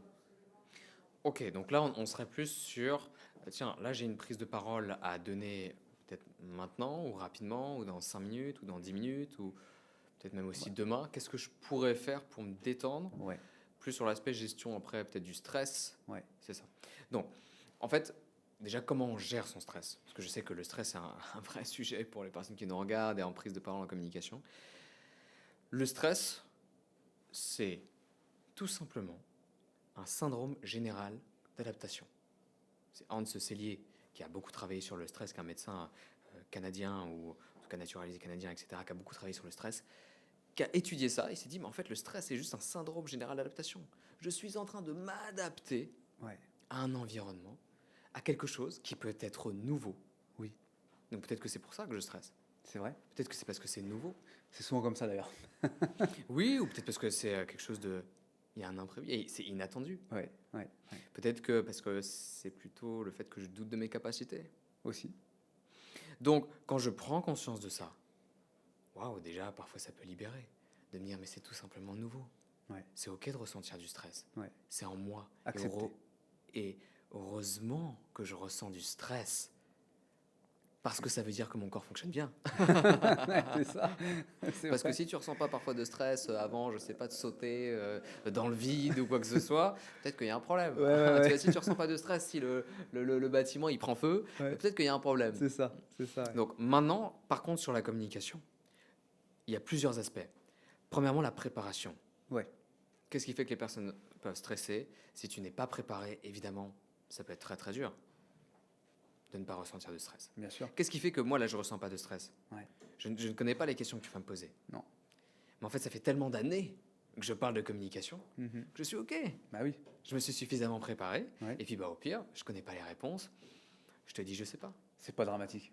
Ou je te renvoie sur peut-être ce que je connais maintenant que je maîtrise les techniques de politicien, mais c'est un autre sujet. Donc, déjà, C'est ça. la préparation. C'est Donc, ça. derrière, savoir quoi dire, à qui je parle, l'objectif, est-ce que je connais ma structure, etc. Ouais, Et ouais, là, ouais. tu as plein de manières de te préparer. Bien sûr. Dans la préparation, moi, par exemple, un exercice que je conseille, que je fais faire d'ailleurs avec tous mes élèves, Ouais. C'est quoi? un peu de suspense, c'est c'est ce qu'on a dit tout à l'heure, c'est que on n'a pas de feedback, on n'a pas de retour. Ouais. Donc, c'est de se filmer, Ce qu'on est en train de faire d'ailleurs. ce qu'on est en train de faire, Ouais. Et moi, je Se sais que je me filmer. regarde aussi, ou s'enregistrer. complètement. Le fait de se filmer, le fait de s'enregistrer, c'est extraordinaire parce que tu peux par exemple enregistrer une vidéo Ouais. de ta présentation. Oui. Ensuite, tu peux écouter la vidéo sans la regarder. Donc, tu vas vraiment avoir un focus sur la voix. Bah, tiens, comment est-ce qu'elle est ma voix? Les mots. Les mots Les que tocs. j'utilise. Les tics, les... alors, les voilà. Et puis, est-ce que... ok. Deuxièmement, tu peux regarder la vidéo sans écouter. C'est vrai. Et donc, tu peux voir ce qui se passe au niveau du langage corporel. Tu peux voir ce qui se dégage aussi. Bah tiens, je fais preuve de sympathie, je fais preuve d'ouverture. Est-ce que je regarde la caméra? Est-ce que je regarde en bas, en haut? Est-ce que je me perds, etc. Quelle est l'énergie globale que je dégage à travers cette vidéo? Et troisièmement, tu peux faire les deux. Et c'est vrai que de regarder la vidéo sans son, c'est pas quelque chose d'instinctif, parce que bon, écouter l'audio, tu te dis ok, écouter la vidéo avec l'audio, ça c'est ok aussi, mais regarder la vidéo sans le son, c'est quand même très révélateur. Tout à fait. Qu'est-ce qui fait qu'on fait ça? Si tu veux, on fait ça parce que on n'a pas forcément mimé les meilleurs modèles quand on était enfant. Ouais. On a c'est comme ça, hein. La question que vous pouvez vous poser derrière, c'est bah, comment on apprend à bien communiquer? Ouais. Parce qu'en fait, c'est ça, hein. Comment on apprend à bien communiquer? Qu'est-ce qui fait que je communique pas forcément bien? C'est la question que peuvent se poser les gens qui nous écoutent. Ouais. Tu apprends à bien communiquer grâce à des modèles. Oui. Quand tu es enfant, tu mimes tes parents, Mhm. ton père, ta maman, Mhm. les gens qui t'entourent. C'est Est-ce vrai. que c'était les meilleurs communicants du monde? Bah oui, Généralement, pas forcément. mais non. Donc, c'est Évidemment. pour ça qu'on doit ramener aussi cette étape de remettre du feedback, du retour de comment est-ce que je communique. Donc derrière, pour bien me préparer. Mhm. Donc ramener la vidéo, ça c'est génial. Et ça permet d'après de te dire, ok, qu'est-ce que j'ai bien fait? Qu'est-ce que je peux améliorer? Qu'est-ce que j'ai bien fait déjà dans ce podcast-là? Waouh, ok, j'étais peut-être souriant, j'étais peut-être enthousiaste, j'avais peut-être de l'énergie. Ok, Ouais. qu'est-ce que je pourrais améliorer? Ah bah tiens, je pourrais peut-être améliorer ma profondeur sur tel aspect des réponses, etc. Ok. T'imagines si tu fais ça, toi qui m'écoutes, si vous faites ça régulièrement, vous allez transformer votre communication. Mm. Et après, l'idée, c'est de pouvoir aussi, quand tu travailles avec une personne, derrière, je prêche ce que je fais aussi, hein, mais quand tu travailles avec un coach ou une personne qui est experte sur la communication, Ouais. bah, tout de suite, la personne va pouvoir te dire, bah tiens, là, tu peux travailler là-dessus, là, tu peux travailler là-dessus. Ah là, finalement, la voix, elle n'est pas forcément forte. Ouais. Ouais, mais c'est peut-être parce qu'en fait, tu n'oses pas prendre ta place. Ah, ouais. Ok, donc ça, c'est plutôt la partie préparation. Mhm. Ensuite, on va avoir une partie, qu'est-ce que je peux faire directement là Sur pour, place. waouh, peut-être sur place, tu vois, d'un coup. Qu'est-ce que faisait par exemple Tony Robbins? Tony Robbins, il a sa routine aussi. Si tu vas voir un peu sur des vidéos, avant un événement, quand il parle devant des milliers de personnes parfois, qu'est-ce qu'il fait? T'as une idée? Est-ce que Non, vous avez pas une du idée? tout. Pas du tout. Il saute sur un trampoline. Il a un petit trampoline, il saute Aïe, aïe, aïe, sur aïe, le aïe, trampoline. aïe, aïe. Et il a même une routine, il s'est fait un ancrage, Ouais. un ancrage en PNL. Ouais. Donc la PNL, c'est la programmation neuro-linguistique. Ouais. Donc c'est reprogrammer son cerveau pour réussir. Ouais. Et il a un ancrage en PNL où, en fait, quand il le fait, Ouais. tu vas le voir, en fait, souvent, il tourne sur lui-même Ouais. et il se fait un yes, comme ça. Et il a créé cet ancrage-là. Ok. Peut-être derrière, c'est voilà, synonyme de confiance, synonyme de on y va, synonyme d'énergie, synonyme de waouh, bah, Ouais, on y ouais, va. ouais, ouais, ouais, Je vais ouais. dire Bamos. Ouais, c'est ça, ouais. Donc lui, il s'est créé cet ancrage-là. Il y a quelque chose que peuvent faire les personnes. Déjà, c'est de revenir sur leur posture. Oui. Ok. Quelle est la posture que tu as là? Peut-être qu'en fait, tu dois prendre la parole, peut-être que les personnes vont peut-être derrière, waouh, c'est dur pour elles, donc elles vont avoir le regard baissé, elles vont peut-être avoir les épaules voûtées, et c'est peut-être pas ce qu'elles veulent transmettre. Mhm. Peut-être qu'elles veulent transmettre peut-être plus de confiance. Ok, Ouais. ben, qu'est-ce que tu veux transmettre durant ta prise de parole? Ok, peut-être de l'énergie, peut-être de la confiance, peut-être de la certitude, peut-être que je veux convaincre, etc. Quelle posture serait à l'image de ça? C'est ça. Quelle posture serait à l'image de ça? Moi, aujourd'hui, dans le podcast, j'ai envie d'être sympathique, j'ai envie d'être confiant, j'ai envie d'être agréable. C'est j'ai tout le envie rôle de... du podcast. Ouais, c'est ça. C'est vrai. Donc, ok, c'est quoi la posture Ouais. qui est à l'image de ça? Ouais, complètement. Et naturellement, bah, ma posture va changer. C'est ça. Tu vois, je vais avoir peut-être plus le sourire, Ouais, je vais ouais. parler sur un langage conversationnel, je vais Ouais. pas être en train de te répéter un texte, Ouais. je vais avoir peut-être une posture qui est plus droite. Ouais, ouais, ouais. Plus détendu. Derrière, ouais. la croyance. La croyance. Qu'est-ce que tu te dis en fait à toi-même? Mhm. Est-ce que tu te dis que tu vas pas y arriver? Ou est-ce que tu te dis que tu as toutes les ressources en toi pour y arriver? C'est ça. Est-ce Ouais. que tu te dis que qu'est-ce qui va se passer si je bégaye? Qu'est-ce qui va se passer si je réponds mal? Ouais. Qu'est-ce qui va se passer s'ils sont pas avec moi? Qu'est-ce qui va se passer s'ils regardent le téléphone? Qu'est-ce qui va se passer si ça ne close pas, si ça ne vend pas, si on fait pas assez de chiffre d'affaires? C'est vrai. Qu'est-ce qui va se passer si je dois licencier? Qu'est-ce qui va se passer si waouh, s'il y a un conflit? Trop de questions. Hmm. Et derrière, on en revient à ça sur le focus. Ouais. Cette partie-là aussi, posture, croyance, focus. Où est-ce que je dirige mon attention? Ouais. Où est-ce que je dirige mon attention? C'est ça le plus important. Si je dirige mon attention sur un élément pour lequel j'ai de la gratitude, waouh! Ça change Déjà, tout. ça te met dans une autre posture. Ouais. Je peux être peut-être dans la gratitude ou je peux être dans le manque. Hmm. Qu'est-ce que je n'ai pas? Hmm. Ou qu'est-ce qui est déjà là? Ça arrive très souvent, ça, aux personnes, notamment avec les réseaux sociaux.